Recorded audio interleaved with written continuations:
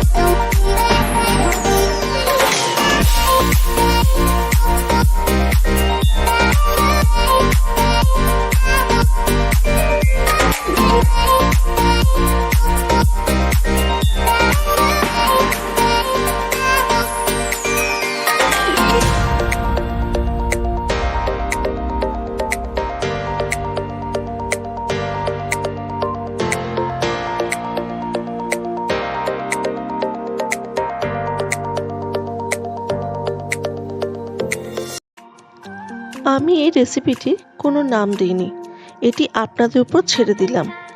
বাড়িতে যদি এটা ট্রাই করে ভালো লাগে তাহলে একটি অনুরোধ রইল, একটি সুন্দর নাম কমেন্ট বক্সে অবশ্যই দেবেন।